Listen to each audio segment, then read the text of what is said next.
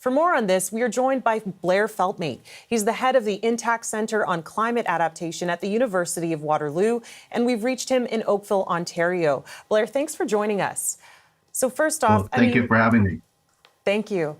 What are some of the lessons that were learned after the 2021 heat dome in BC? Well, it's now well recognized that extreme heat is going to be increasingly so problematic going forward.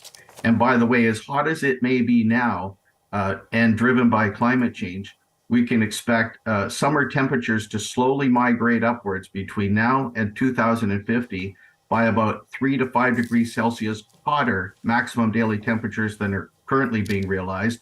And the number of hot days per summer over 30 degrees Celsius is going to double or triple for most Canadian cities, and certainly cities in British Columbia.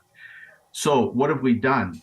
The province is in the process of setting up systems to, for example, check on the elderly, people over 70 years of age, living alone, of limited financial means, identifying where are these people, and then making sure during a heat wave, someone is actually checking on them to make sure that do they have a fan? Do they have an air conditioner? Are they hydrated? Do they need a trip to a cooling center?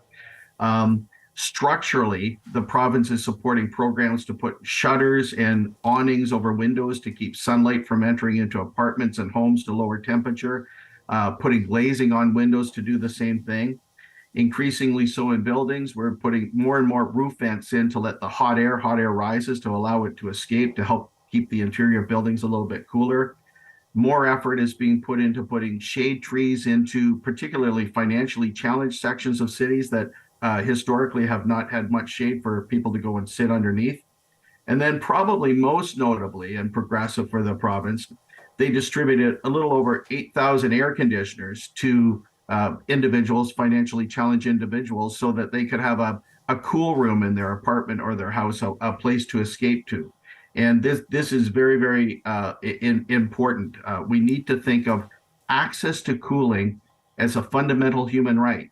The same way we think of access to warmth as a fundamental human right in the winter, we need to think of access to cooling as a right in the summer. We look back on that year and we know so many people lost their lives due to this. When you look at the preparation that has been done, do you think that enough is in place to help people not only in BC but across Canada? Are we preparing our cities for this inevitable future? No, we're not. And there are three major perils coming at Canada that are going to be more dire than currently being realized: flooding, wildfire, and extreme heat. And we need to prepare very rapidly for all three, because as bad as things are now, and I don't want to sound indelicate, but as bad as things are now, relative to those perils, flooding, wildfire, and extreme heat, they're going to get more challenging going forward.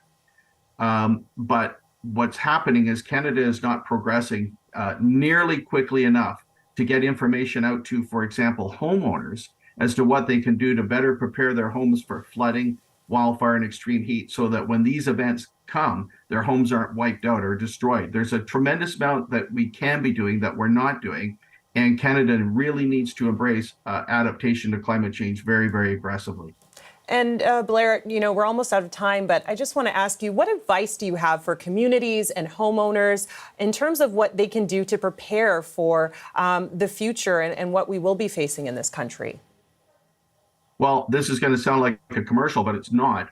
If they go to our website, the Intact Centre on Climate Adaptation, homeowners will find instantaneously very easily understood information that will give them direction on what they can do to protect their home from flooding, wildfire, and extreme heat, and almost all of the initiatives that you can embrace to very much lower the probability your homes will come into harm's way.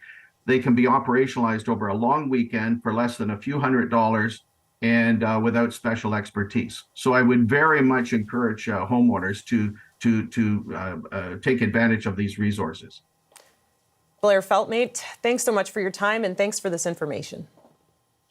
Thank you very much.